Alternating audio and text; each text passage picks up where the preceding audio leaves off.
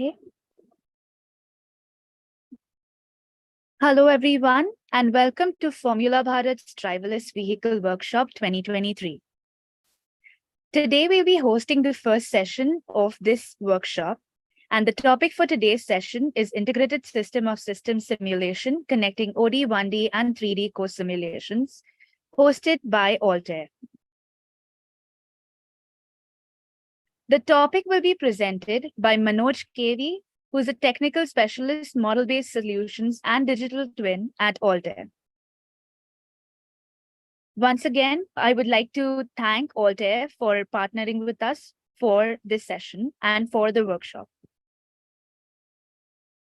A few general notes for the participants in the meeting. All participants are requested to note the following general instructions. We encourage you to turn on your video during the session. Please mute your microphone throughout the session unless you are asked otherwise and during the doubt-solving session at the end.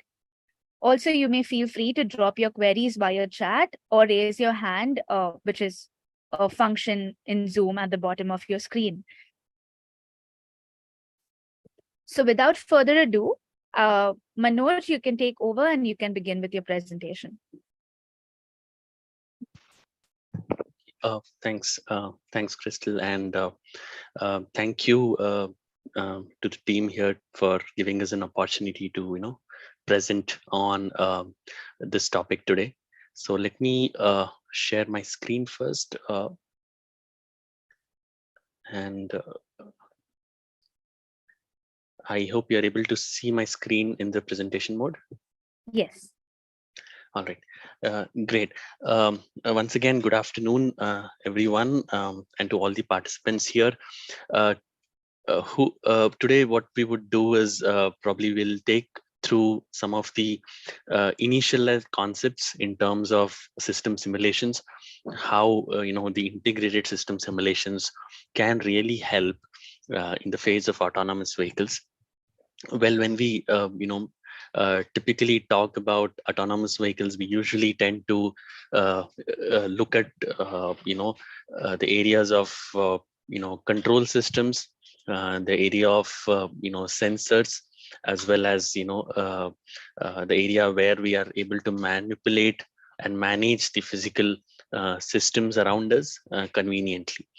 But to do all of that, one of the basic steps is to still look at system simulations, how we can address the concept of these multiple physics that are available in the system, because with autonomous it becomes more important that our various systems, especially batteries, motors, are optimal, very nicely designed, as well as we need to make sure that the data coming from them through sensors are being used regularly in order to get insights onto the system. And that's what really digital twin plays a role in such scenarios.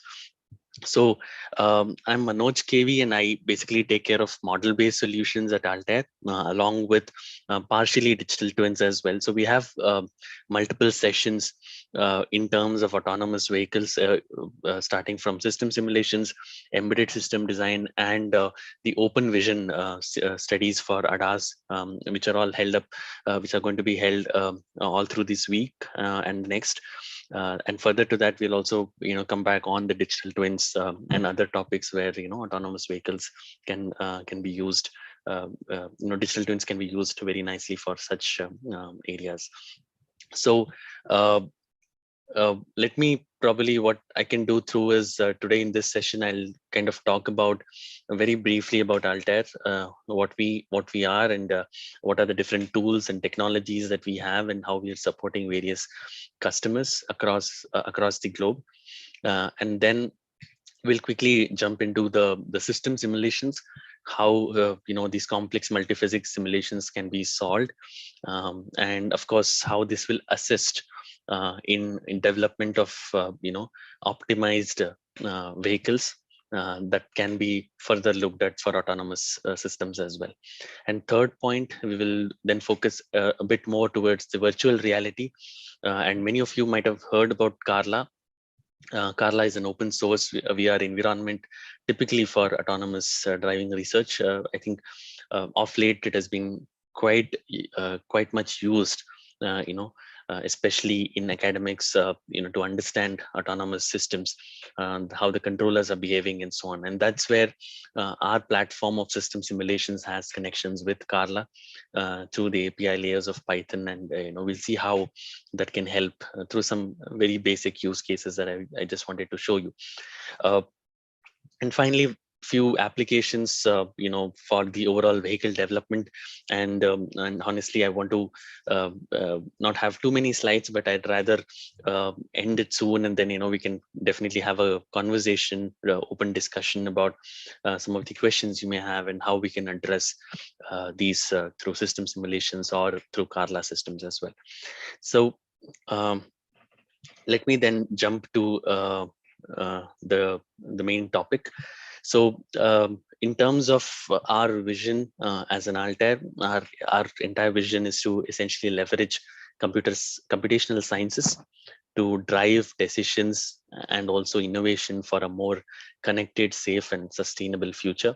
And I think autonomous really fits here for we can't ask for nothing more here, because we have connected and a sustainable future, and that's where typically autonomous vehicles also play a key role. Altair per se, we are based out of US, and we are about a $572 million dollar revenue company, and there are about 3,000 engineers working across the globe. There are about 74 offices in about 27 countries that we are. In India, we are headquartered at Bangalore. We have two offices in Bangalore and Delhi, Hyderabad, Pune, and Chennai, and so on. So that's a brief about our background. And coming down to our customers, we are based in multiple verticals. Of course, the flagship starts with automotive, where all the big giants are typically our customers, and along with automotive, aerospace, financial, technology, energy, and civil, and all the other areas. So you name the vertical, we have customers in those particular areas. And when we really look at the overall approach that we have as Altair, there are a couple of areas or couple of I would say trends that we really are focused on. And one of them is the key electrification. And of course, with electrification comes the need of all these multiple physics that are involved in it. But along with electrification, we are heavily invested and are working continuously on AI. AI and machine learning are going to be the most important, trends that you would see in the next 10 to 15 years. And I think Altair is heavily working globally across for AI and machine learning solutions.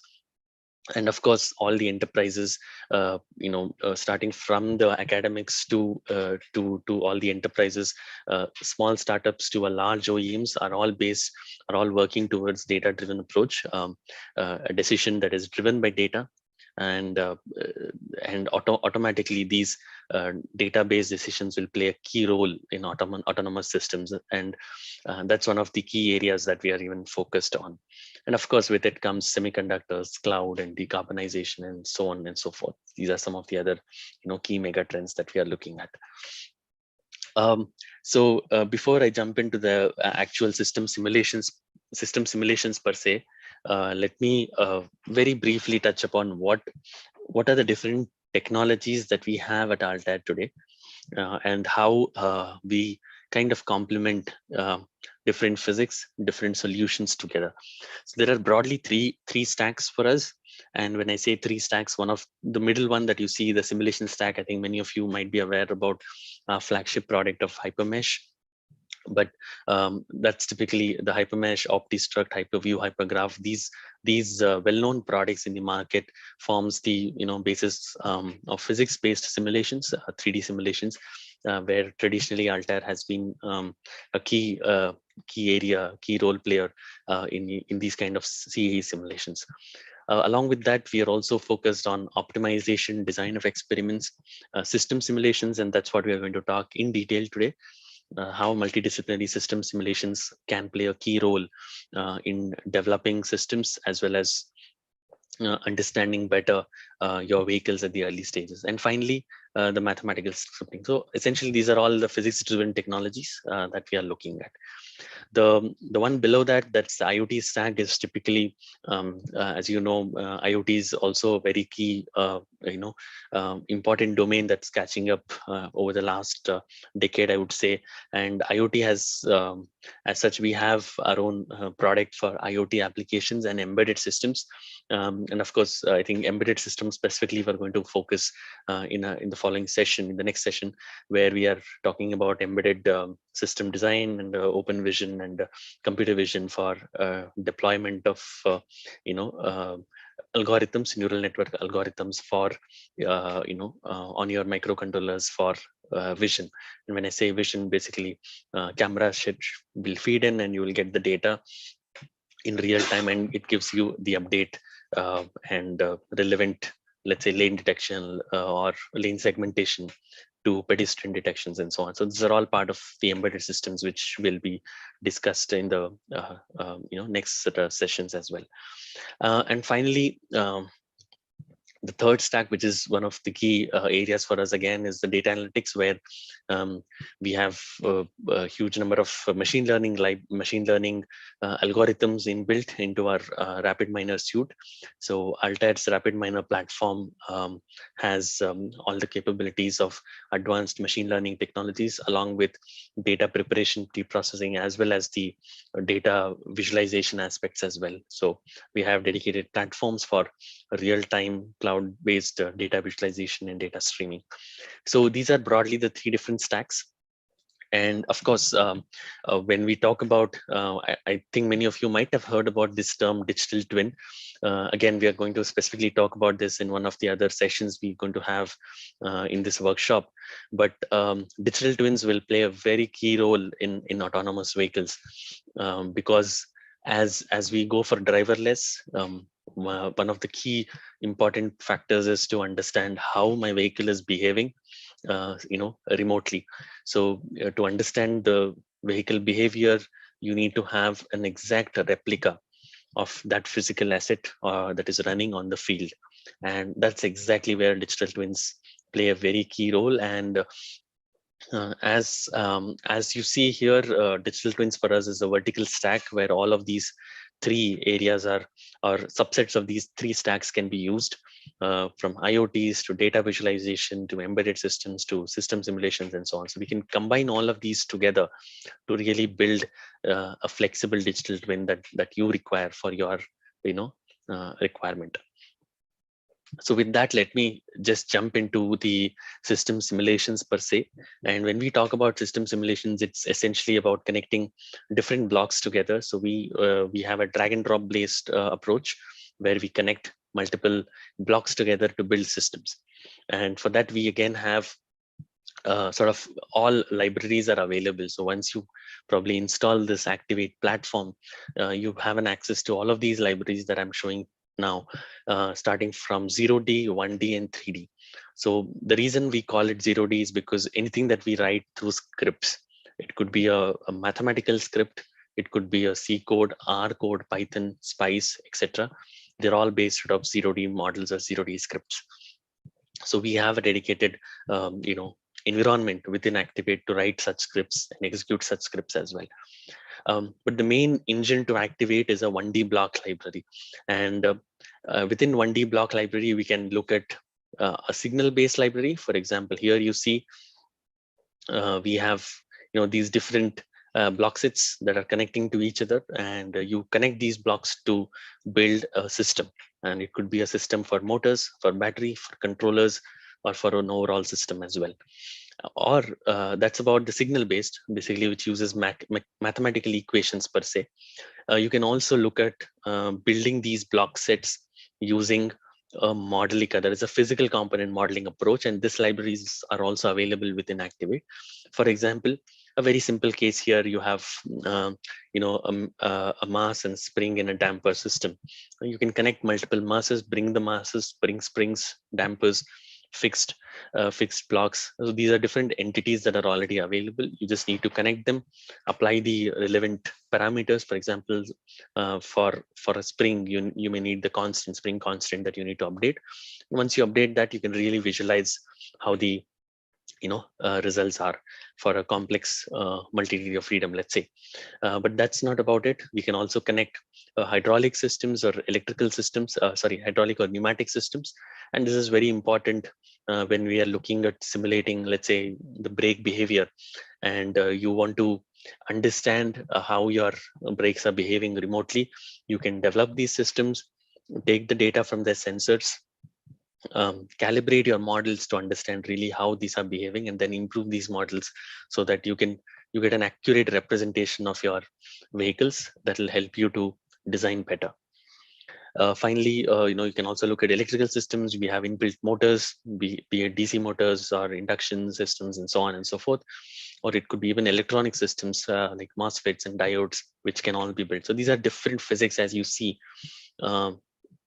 The idea is to combine these different physics. For a simple example of a battery driven electric vehicle, there is an electrical systems of battery, there is a thermal behavior of battery, then there is an inverter converter, which is typically a power electronic system, then you have motors, which is an electrical system, and then there is a vehicle model itself, which is typically a mechanical system. So as you see, there are multiple physics and there are multiple libraries here which you can connect together and build systems of system simulations to really understand. So all these libraries are available, like mechanical, multibody, thermal, electrical, magnetic, electronics, hydraulics, pneumatics, e-drives, and so on and so forth.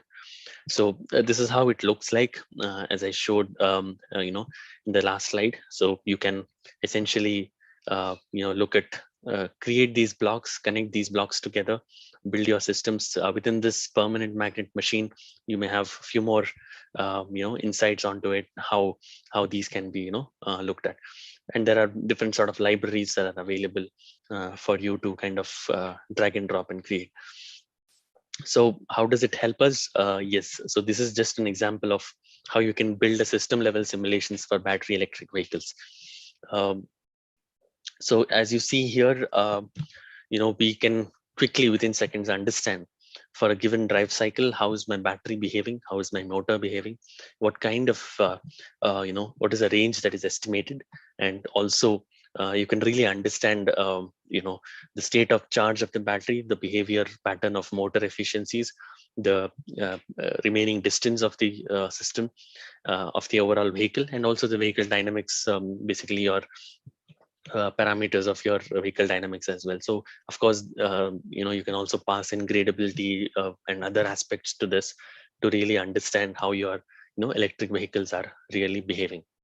So as you see here, this is an end-to-end system level simulations, and this is typically the first step to designing your vehicles, because you need to understand what would be your battery type, what would be your sizing of your batteries and motors, and based on that, because this is now more critical, and earlier also we people were doing this, but this is becoming more critical now, and that's our entire point, that with autonomous vehicles, modeling these with accurately, although modeling this is good, but modeling this accurately is one of the most important aspects to essentially understand better the autonomous vehicles.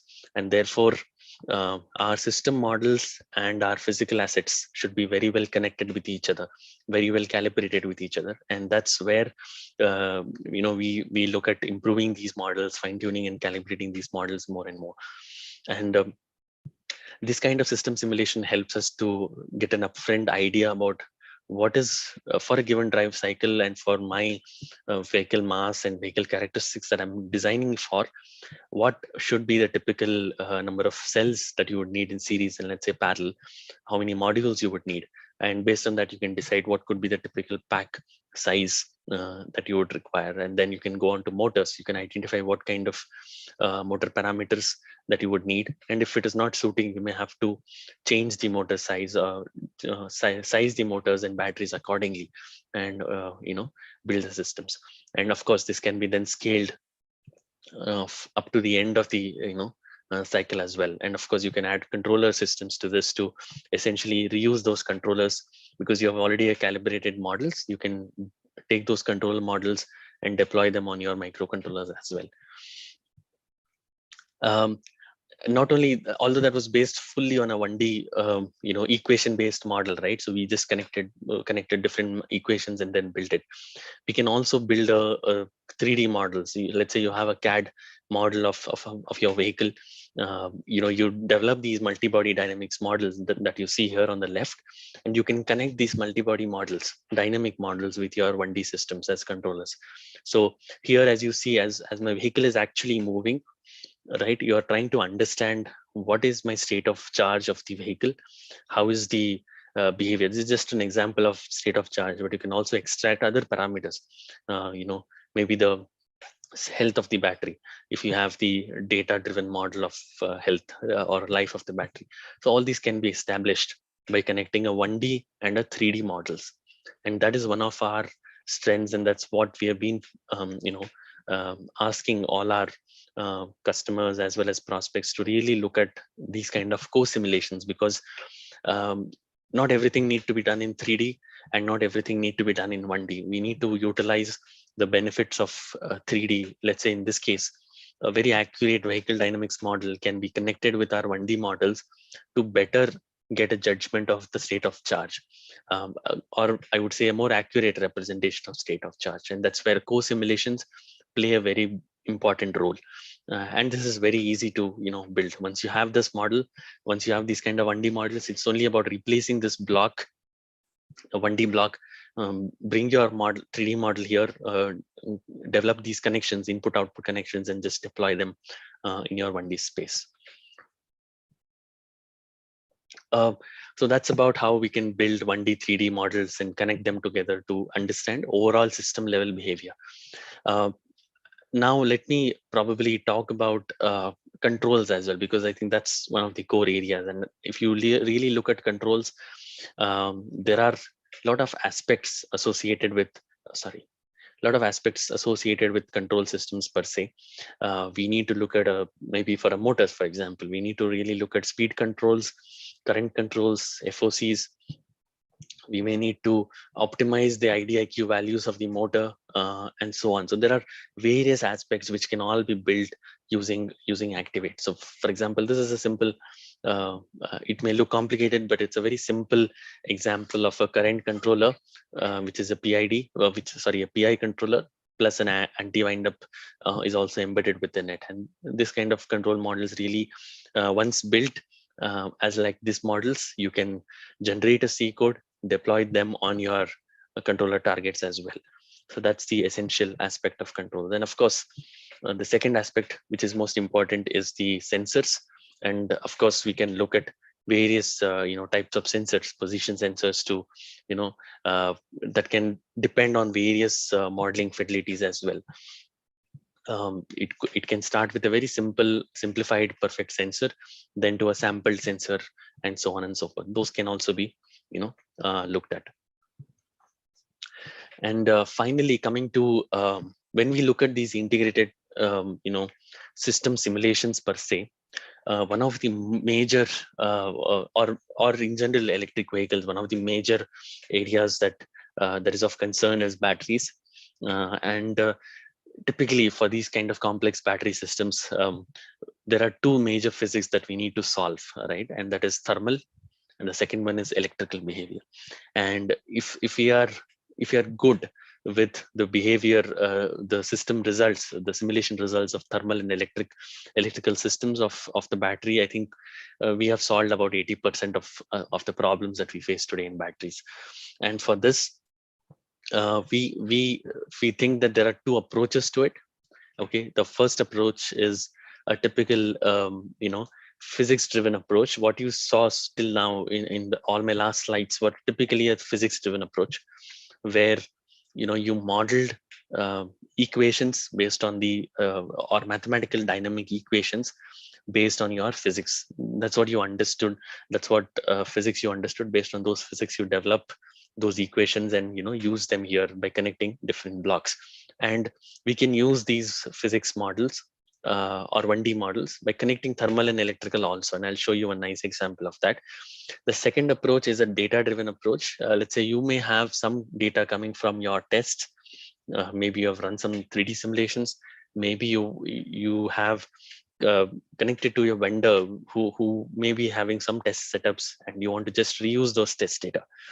Or you may try to do it in your own institutes or academic institutions to kind of understand how your test results are. These test results usually are looked at and then left. So we can also reuse those tests to build system models. And that's exactly what we call data-driven system simulations. And I'll show you nice examples of how we can do that. So let me first talk about the physics-driven approach. And here is a nice video that essentially covers how we can look at connecting electrical and thermal systems together. So this is an example. There is a battery, which is typically a 3 series, 3 parallel configuration. And we are essentially looking at, each cell being modeled, let's say, as a maybe voltage and state of charge and so on. And there is some thermal dependence also modeled within it. Each cell can be looked at with respect to balancing of the cells also. We can model that as well if required, right? And we combine these cells together. And when I say combine, it is typically, through a resistor, we combine these cells in series and parallel, and then we move to a thermal module. Within thermal module, we can look at every cell, at each cell, what is the thermal behavior. So this way we combine the thermal and the electrical system. So maybe just to kind of show you here. So as you see, this thermal model, there are some blocks here. These blocks are from our physical component modeling, that is Modelica's inbuilt thermal libraries available, through which you can kind of model this and set up the whole thing. So once this, so this is kind of a combination of two different physics. So you have electrical connecting to thermal systems. And once it is done, you can also provide a cooling system coupling feedback as well, and then run the simulations. These are just early simulations to understand how your systems are behaving. Right, so you get a idea of how the cooling system temperature is, coolant system controller is, what is the cell temperatures, and so on and so forth. So this is typically a battery simulations from a physics-driven perspective. Now, one challenge that we see, and probably you might be also thinking, is well, this looks complicated, right? Of course, it will take some efforts because you are trying to model the physics of the system, and battery is quite complicated. So it does take some time. Of course, it is very accurate, but it does take time. So what is the option apart from modeling like these? So usually to model these kind of things, you really need the mathematical formulation behind the scenes, and that takes most of the efforts. So once you get the good mathematical formulation, you can use that to build your algorithms or basically these kind of systems. Once it is built, you're stabilized. You don't have to, it's a one-time effort always. You don't have to do it again and again, because the physics remains the same. It's just about modifying the parameters afterwards. But then there is an option. You have limited time now, but you have a complex system, like let's say batteries and so on, and you still have some data coming from your test. Let us say some kind of test data, some kind of simulation data. So what we can do is, rather than modeling it through physics, we can just reuse the test data and then model it. And for that, we have a dedicated application within Activate called as ROM AI. So ROM AI is a very specific application developed for these kind of system level applications, when you have typical data, and you just want to use the data and build something out of it. And it's a very simple no code platform. It just uses the input data, whatever you have, and based on that, you set up some inputs, outputs, set up some of the neural network parameters, and it generates a black box for us to that essentially represents your system, and that can be directly used for your system simulations, for your controls algorithm, and deployment as well. So I'll show you a few examples of that. So this is one of the example of, let's say, the battery part itself. So we have done some battery, when I say battery, just a cell now, just as some cell level parameters, we are extracting the thermal behavior of the cell, okay, and the electrical behavior of the cell, and these are some results which we got, let's say the current and the voltage pattern of the cell and so on. So we take this data, okay, pass it to our ROM AI model, and as you see here, let me just zoom in. So as you see here, there are certain datas. The current and flow can be an input. Current, flow, temperature, everything is available in the training data, by the way. So you take current and flow, you take the temperature, and you set up these neural networks and click on train. So it gives you some results of how the R square is, how the kind of error is. Of course, error should come down to 0 over iterations. And once it has been finalized, it develops this black box that can be quickly developed and deployed into your system simulation models. So essentially, what we have done is the entire 3D physics, right, which we ran through simulations, was converted into a 1D model for a quick iterations, quick optimization, and also for a system level simulations. So, and the key advantage is, if you want to build from the physics from scratch, okay, it takes a couple of probably weeks, right, at least to kind of get into the zone of understanding how the entire system is. But ROM AI building, once you have the data, I think it takes probably a couple of hours to convert and generate a system model, and then use that system model further. So that's one of the advantages. So although I mentioned about batteries, but it is not limited to batteries alone. Hello, any questions? Okay, so although we kind of spoke about batteries per se, but it's not limited to batteries. We can look at various physics. It could be thermal, it could be electrical, fluid systems, mechanical, discrete elements, and any of the system, right?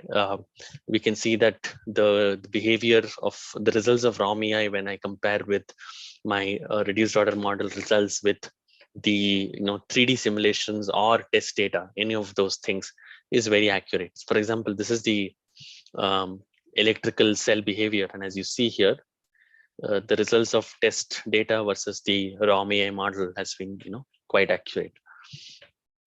Same thing applies for fluid, the mechanical systems, or maybe the discrete elements.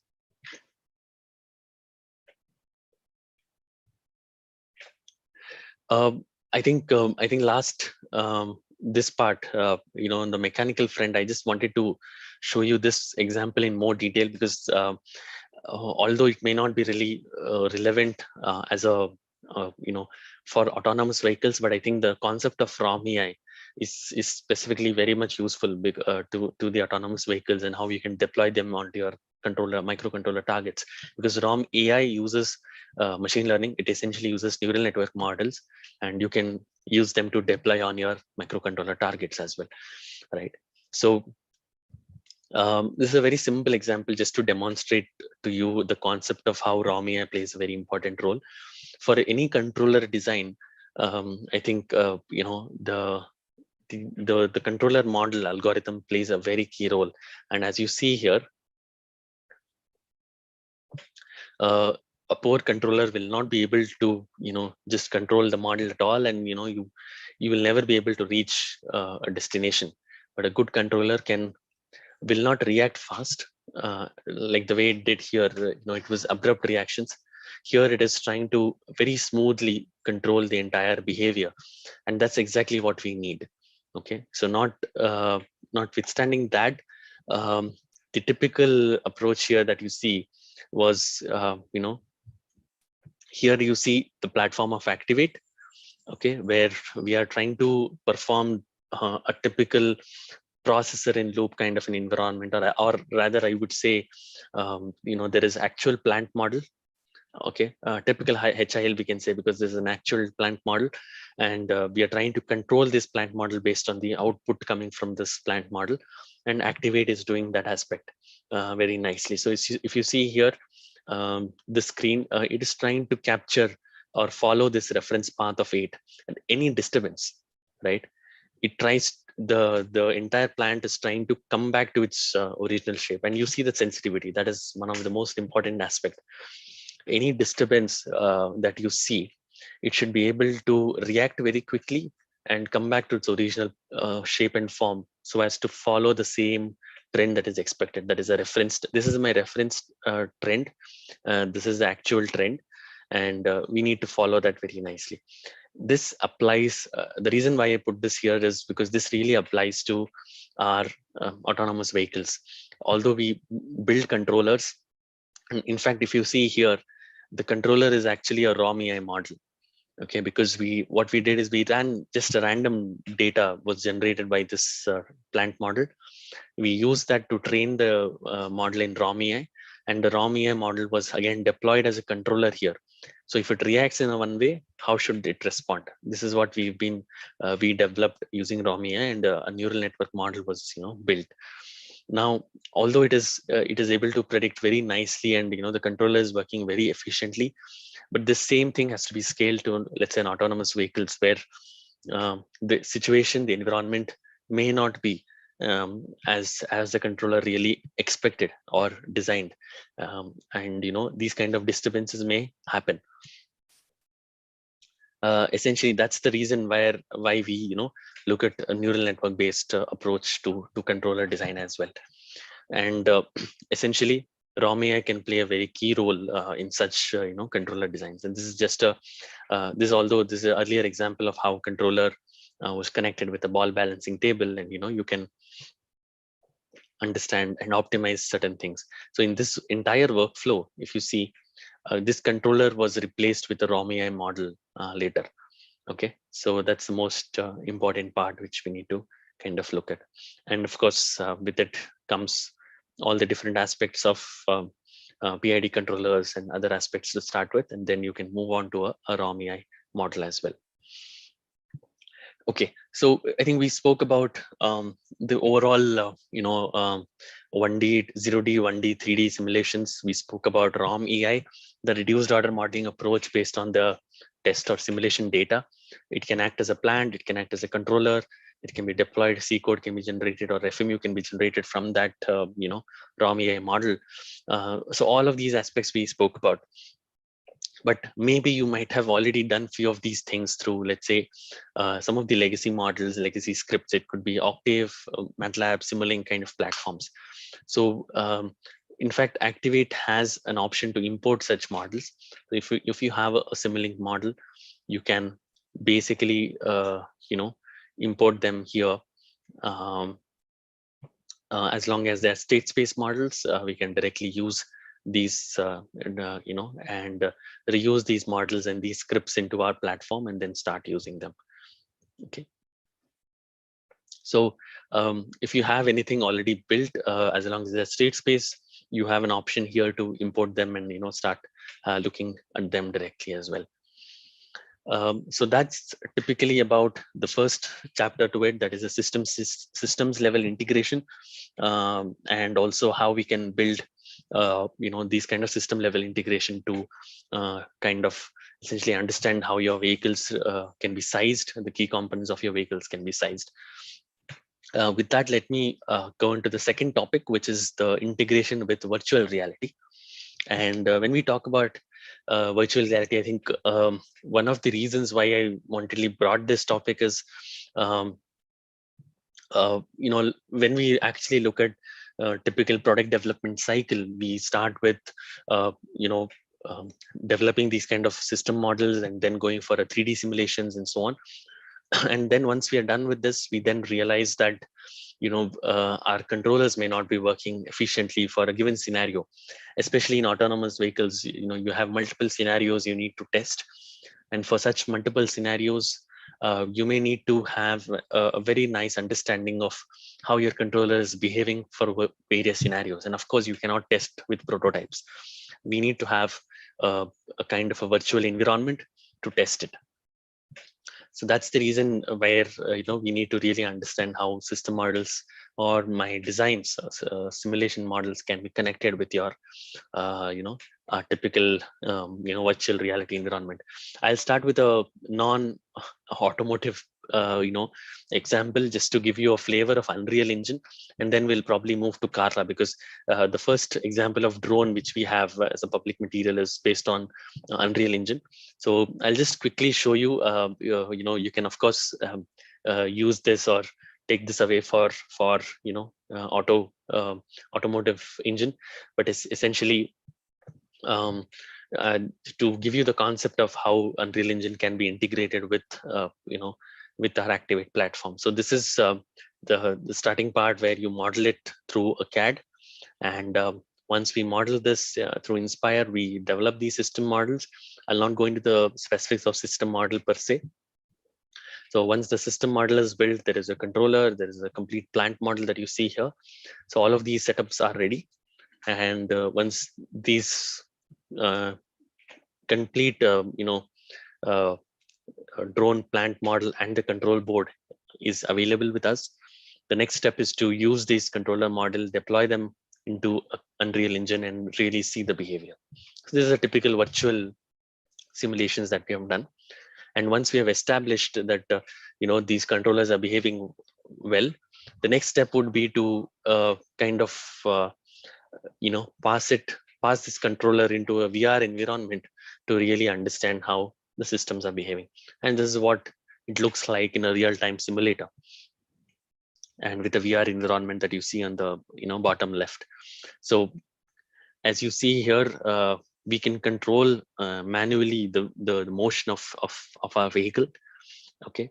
And also we can understand the behavior, and then further to that, the controller can trigger and really understand whether to pass through it or to skip through it. So this kind of visualization really gives us a benefit of how to kind of essentially understand how my controller is behaving for various scenarios. So I'll probably now move to Carla, because I think you will more relate as such to how the automotive vehicles can be used along with Carla. So Carla is a typical autonomous driving research open source platform. It has a very nice flexible API that can be used to kind of manipulate entities within the simulation, create various scenarios, maybe pedestrian crossing, multiple traffic densities, to maps, to a path planning, and so on and so forth. Activate has an excellent connection with Carla using all these API layers. And just to give you two small examples of how we can connect Carla and Activate is through this. So this was done quite some time back, where we tried to, although this was done on a typical IC engine platform for a two-wheeler, but the overall workflow remains the same. We try to understand how, based on the given throttle, we wanted to see how Carla simulations are behaving versus how my Activate is behaving, and then correlate the physics parameters between Carla and my two-wheeler model, and use that information to dashboard in real time. So this was an overall project that we had done, but essential part to this is Carla per se can be connected with Activate seamlessly, and can be correlated seamlessly as well. So for that, this is just a short example of how on the left hand side what you see is Activate, on the right hand side you see a Carla engine, and as you see we have built these super blocks to define your parameters, physics parameters of your Carla that you want to simulate. You can use any type of vehicle, use the default physics, or use the physics that you want to attach to it. And then we build this super block here that essentially talks about how many vehicles you want, what could be your speed difference, and such kind of traffic management related aspects can also be looked at. And once we do that, we run the simulations, and this essentially provides the engine base to Carla to kind of move, and that can help us to understand how my based on my traffic, how the controller model deployed in Carla will really behave. So this is the short example Of course, this is for a typical two-wheelers, but of course we can extrapolate it to, a four-wheeler system as well. So this is one a nice demonstration of how we can use it. And of course, to the background of this is the activity that was done behind, which is based on your throttle, steer, and brake. You can essentially take the velocities and acceleration from Carla, use that to control your throttles as well. So this kind of control plus plant model can be built. So the Carla here is a plant model. You can take in the outputs of velocity and acceleration, and these can be passed to your controller model, and it accordingly passes and gives us the throttle conditions. And of course, traffic management is always a necessity. The second case is autonomous emergency braking using the combination of Carla and Activate. This is something which we recently worked on. And I think what we call AEB systems is simple but very effective, because in cases of emergency where things fail, I think this is anyway going to be there. And we recently worked on this activity as well. So this is typically our virtual testing situation, or virtual testing, what we call, by combining Activate and the Carla, that is the virtual reality engine. So it started with Carla, where we are trying to extract the actual velocity of the vehicle that is under consideration, that is ego vehicle, and also the obstacle. We have an obstacle sensor which we placed. Typically, we need an obstacle sensor in our vehicles, but here we can virtually place these sensors. So we have placed an obstacle sensor to calculate the distance from the obstacle in real time. The next step was we need to give a driving system to it, and we provided a driver block, and you connected to the throttle and the brake systems to it. So based on the throttle and the brake, the vehicle kind of moves and you get the velocities. This is an open loop data or open loop communication. Now, to build, we need to build that controller algorithm that essentially can control the throttle and the brake in certain situations. Okay, and that's essentially what we wanted to provide. And for that, we came up with 3 modes. What we decided was we have to monitor this obstacles sensor, basically the distance from the obstacle, continuously. And to monitor that, we will have to first have a monitoring mode, which means we continuously monitor how where the distance. Of course, if the distance is, let's say, 200 meters or 300 meters, you don't have to worry. You just need to monitor it. That's the first step to it, or a first situation or first case to it. Second case, when when it becomes nearer, and how much nearer we need to decide, but when it becomes nearer, we need to reduce the power, the throttling power of the system, or slightly start applying brakes, what we call light brake applications, to essentially reduce the collision effect, if in case a collision would happen. And the third case is when it reaches very near and we have no say but to completely take over the control of the vehicle by applying a continuous brake, switch off the throttle and apply the continuous brake. And that's what we want to do when to avoid the collision. So our controller should be essentially able to do that. Now, we can model this, we can build these different modes based on the information, and then we connect these controller model with the Carla system. So let's see how we bring all these modes together. So we built a controller here in middle of the driver and the vehicle Carla system to essentially regulate the throttle and apply emergency brakes in case required. Right, and this controller will have all the modes within it. So it has to understand the distance, it has to understand how, when and how to stop it, and based on that, it has to regulate throttle values and apply the emergency brakes. It's definitely easy when said, but of course we need to test various scenarios, right?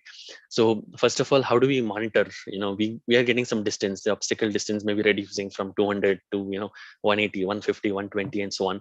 But when to start applying brakes is a question, and that's where we need to simulate or predict a stopping distance or a braking distance, right? Based on the based on the velocity of the vehicle, based on the actuator response lobes. So equations were used to predict the stopping distance. A conservative approach has to be taken, and then this stopping distance is compared with the actual distance from the obstacle, and that was used as an input to the controller to really inform when to apply brakes and when to reduce throttle and when to keep as it is. So this was the overall loop. The driver, of course, in our case of autonomous, maybe the driver will essentially go away, but the overall loop will still remain, where you can connect your controller models with your Carla engine. The next step, the most important part now, is to test various scenarios, and that's what we have worked on. Let's say, the different scenarios, like a very high traffic density, and suddenly this comes in, the sudden collision avoidance mode has to be ignited and then it has to stop. And then there is a case of pedestrian detections, which we need to do. Sometimes cyclist, just a crisscross of cycle. And then all these options are available, all these scenarios need to be tested now as well, right? And that falls a part of the methodology of verifying how these controllers are behaving. Finally, for very specific conditions, we need to compare these things and avoid any kind of collision. So there is a flow chart associated of how we manually how the manual control is eliminated when the distances are less, and then how we do a collision avoidance mode. So these are broadly two examples I just wanted to bring up in terms of how we can connect with Carla. And of course, for autonomous vehicles, connecting Activate and Carla will play a key role, because you may need to test various scenarios which you are deploying, where you're deploying your controllers. You can bring your C codes or control algorithms or model blocks, whatever you have in your controllers, take them here and then deploy them on your if Carla systems, and really see how controllers are behaving for your multiple scenarios. With that, maybe I'll just move into some applications which we have worked personally with some of the customers. Okay, just to give you a flavor of what we have been doing in system simulations. Okay, I'll not spend much time here because they're not typically an autonomous per se, but of course, it is a very important start which you need even for an autonomous vehicles. Okay, these are some example customer success stories, which we have been working. The first one is Switch Mobility. I think you may be aware, Switch Mobility is into electric vehicle buses, and we worked with them in developing these entire system level simulations, starting from your driver to a machine, to battery pack simulations, to vehicle systems, and so on. And overall, I would say a digital model of their entire system was done. So which is typically a system simulation per se, right? But the next step, which is more important, is once we and we got some very good results, in terms of state of charge, the actual versus the calculated currents, and the speed and so on. But the next step to this is, once we have these models, we can use or reuse these models for their digital twin environment. And when I say digital twins, we can really look at the actual data coming from your vehicle. Instead of this drive cycle, which is a standard drive cycle environment, we can pass your actual vehicle data, road loads data, or road on-field parameters of vehicle speeds and so on and so forth, can be passed as inputs to the model. You get the outputs in real time to essentially really understand how your vehicles are behaving in real time on field. And that's the next step which we are going to. And this was the comment which they mentioned, that due to this system simulation and the digital twin concept that was built, they were able to really quantify the impact of any single parameter on the system's overall performance, and also overall bus range of the bus also. And all this considering the real life situation, real life driving conditions. And when I say real life, it includes on-field road parameters, also on-field characteristics, and probably situations and temperatures and environmental situations that are available. So all these can be done in real time with this system simulation models. And of course, the system simulation models need to be first calibrated. Once built, they need to be scaled to digital twins by doing this actual operations. Similar thing which we worked, and this is very important here. I wanted to mention that like you can look at multidisciplinary system simulations. It's a very important part to really understand how your systems are behaving. For example, this is a nice combination of controls, a 3D vehicle body, and a electric drive as well. And as you see here, we combined all of this, right? Control systems, your motor models, as well as the PCM electric powertrain models, to essentially understand how does it really help us. You can really validate early in your design stage how your bike is behaving, or basically your vehicle is behaving for a given motor control in a given road surface as well. Okay, and this is very much important to essentially understand, because there is no driver. uh, this becomes more important to run these simulations, because the road surfaces may be very different. You may face a low friction surface also, where there may be a huge slip in the vehicles, and we need to control those situations where motor controls will play a very important role. And aggressive motor control can cause issues of a huge slip as well, or basically an instability in your vehicles as well. So that's what we need to see. And therefore, this kind of interaction between motors, mechanical dynamics, as well as your overall 1D controls is going to play a very key role.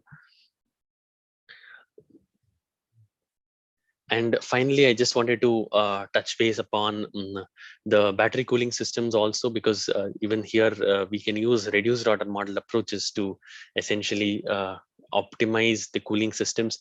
And again, here as well, we need to really monitor in our vehicles how the temperatures are coming. What kind of temperatures do we see in the batteries, and that sensor in real time should feed us an important information about how much to cool, and what is the behavior, and what kind of cooling practice is required. And the controller should play a very key role in such things. And that's where you can also look at ROM based models to essentially understand the overall systems. We also worked with Porsche on one of the e-motor mechatronic project, for starting from motor design to a system integration, and finally to the system level simulations that was looked at. This is I wanted to bring this slide because this is a very nice application which can be very much useful in your case of autonomous vehicles and systems. The reason being that when we are performing tests, or when we are actually running the vehicles on field, we really want to monitor how the systems are behaving. So we may need sensors to do that, but of course we cannot have multiple sensors, right? So we need to control the number of sensors we have, and therefore we can use 1D models to kind of reduce the number of sensors. And this is what exactly was done here. So we were getting some operational data, and based on these operational data, we pass this information to a 1D simulation model in real time to extract certain extra parameters like temperatures and energy and so on.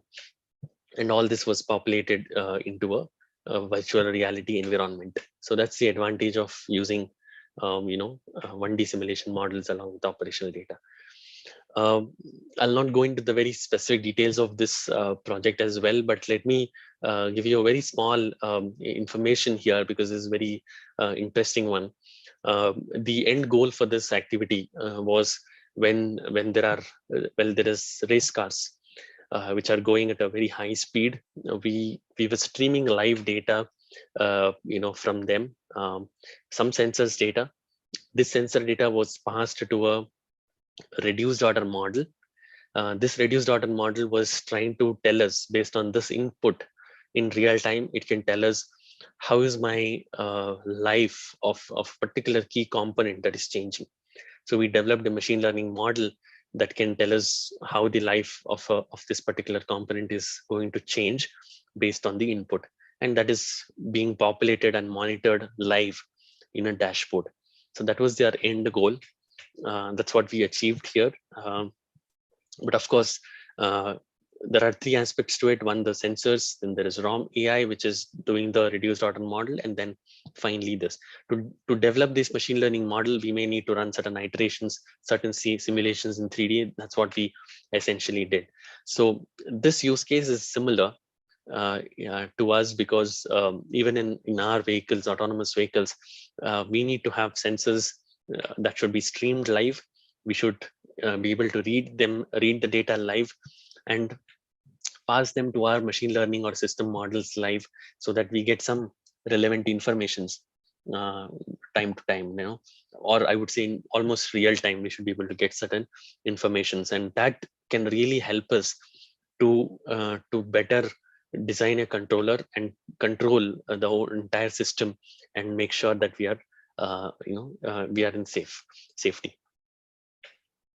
So that's all I had. Maybe we have some time to probably take up some of the questions, but before I take up questions, maybe just to give you that an update that in terms of our academic initiatives, we are sponsoring a commercial grade license for all the participating teams, and of course for all the as before, we have a free academic lab licenses for all the colleges. We are also looking at virtual internships to some of the participating team members. You can always contact Vikram and Dharmateja to, their numbers and their email IDs are here. You can always reach out to them. There are certain job opportunities through our portal, Altair's outreach portal. This industry outreach portal can really help, in some of these connects that you can build. And we have a global Altair student contest where we have 10,000 rupees for all the participating members, and you can win up to $10-50, and $7,500 for that 1 month, 1 year, one winner yearly. And there are a lot of certification courses and other specialist-led training that keeps going on through Altair.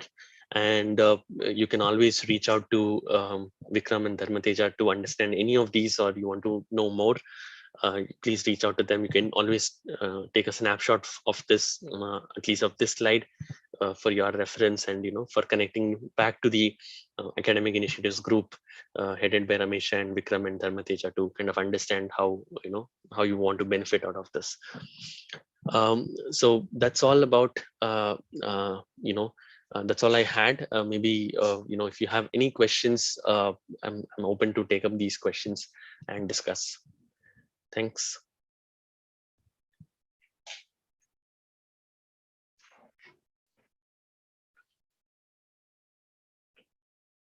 Participants in the meeting are requested that if you'll have any queries, you can unmute yourselves and ask the questions, or you can even drop it in the chat box. Yeah, I see one question from, I think, Pranav. Okay, will it be practically taught to us on how to do these certain things? Yes.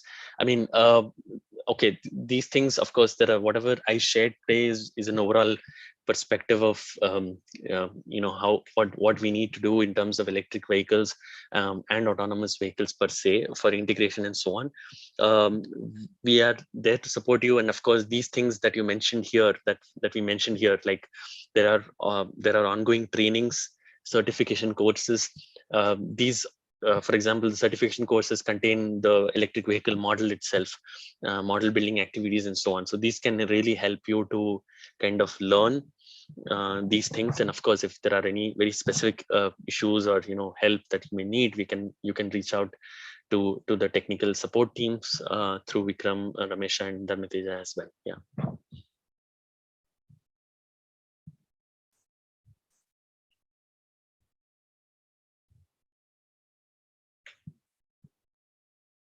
I think, yeah, I believe, yeah, Ramesha already mentioned that. Sorry. Yeah. Thanks, Ramesha. Yeah. Any other questions? Please feel free to put it in the chat, or you can probably unmute and we can discuss. Hello, sir. Myself, Yeah, Mahendra. Sir, yeah, what all softwares we need to like download from Altair? Like, I got a mail from Altair, and there are like uh, many softwares to download. Like, there's mhm, Inspire, Hyperwork, Inspire Cast, and Activate. right. What are the softwares we need to download for the course? You're asking specifically for this today's topic or in general? Or in general, in general. Okay. Ramesha, Manoj, you can I can. answer this? Yeah. Yes, please go ahead. Yes. Yes. It all depends upon what exactly you want to simulate. Okay. If you want to do structural simulation, the best start point should be Altair Inspire, because in one platform you can create CAD geometry, you can do structural simulation, you can do multi-body dynamic simulation, you can do optimization, all these in one platform, including CFD. Okay. But if you want to go more complex, then most such solutions like math modeling, you can use Compose and Activate. For embedded programming, you can use Altair Embed. At any point of time, we are always available. The phone numbers of the support persons are already there. My team members are there. They're always available for your help. Kindly call us or mail us or do WhatsApp chat so we can help you. Okay, Mahendra? Yes, sir. Yes, sir. Also, sir, like for next lecture, which is advanced data analytics, which software we need? Like, is there any like practical work in the next session? Okay, Mahinder, maybe I can take that question. I think for the next one, it would be RapidMiner. Okay, so we may take you through some videos just like what we did today.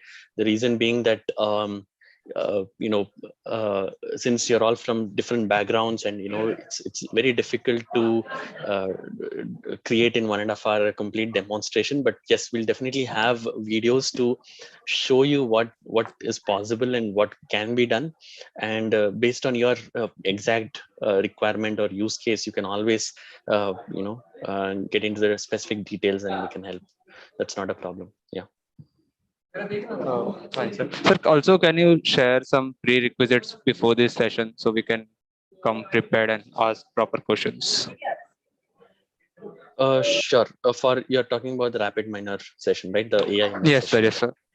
Yes, sir. Yes, Sure, sir. sure. I'll probably me or Ramesha will send it out to send it out to everyone, the this particular prerequisites, if any. Yeah. Thank you.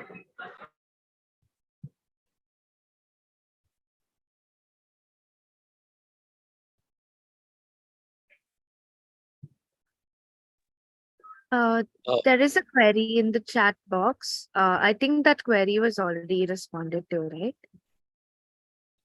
let's just a second. Let me see. It says which Altair software is needed to be downloaded. Perhaps Manoj and Ramesha, like uh, as per what you all explained, for instance, you all mentioned about if it was the focus was structural simulation and stuff, then Altair Inspire would make sense. Similarly, if you all could just put that down in in a mail, I can forward it to all the participants, and that way they can decide what software they need to come prepared with. Yeah, that makes sense. Probably myself and or Ramesha will do that. I think that should help. Yeah. Okay, all right.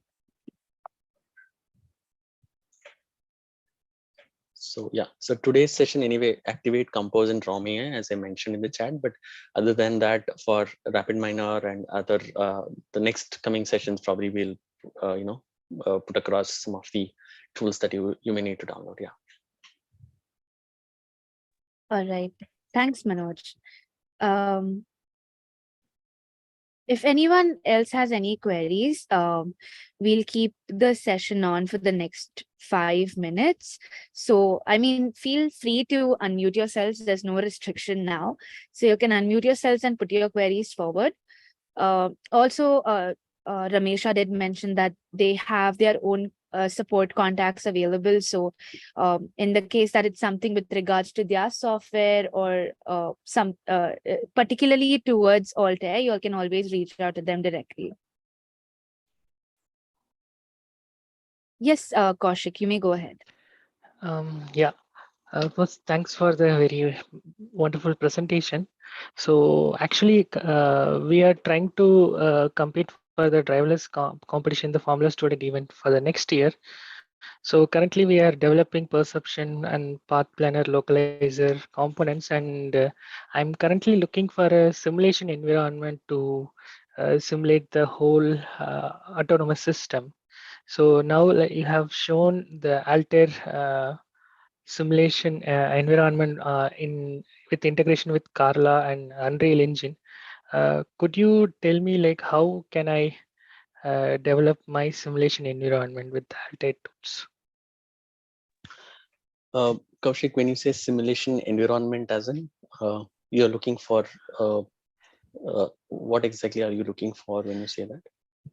Okay, so for example, I have already implemented a cone detection algorithm where from the real world environment, I will be getting the cone coordinates. So based on that, I would like to simulate how my path planner algorithm works in a simulation environment. Okay, and may I know where this path planning algorithm is developed in which tool? Okay, so it is developed using Simulink, but Right. it can also be developed as a Python code. Right, that's what that's right. So that's why I was telling, like, this Simulink model, right? You can actually take it up within Activate. So what happens is that's why I think I showed you in one of the slides that you can reuse these legacy models. Let's say, okay, so if required, and then that path planning algorithm can be built or taken into Activate, or you can build it within Activate. Okay, and then the Activate model what you have built can be connected to your 3D environment. It could be any of those things. So path planning algorithm per se, as you rightly said, it can be a Python code. You can export it as a Python or a C code also, right? So those can be imported here in Activate as well. So it could be done in either of the ways, yeah. Or if you wish to kind of develop this, you can develop this well within Activate itself. So yeah. Okay, yep. Yeah. Thank I you. hope I answered your question. Yeah. Yeah. Yeah.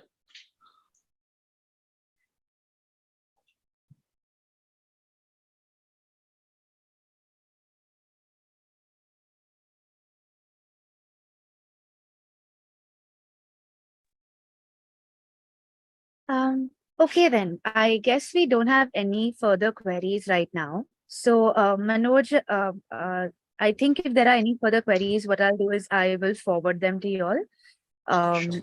And I guess we can end this session now. I would like to take this opportunity to thank Manoj, especially for the lovely presentation. It was really insightful.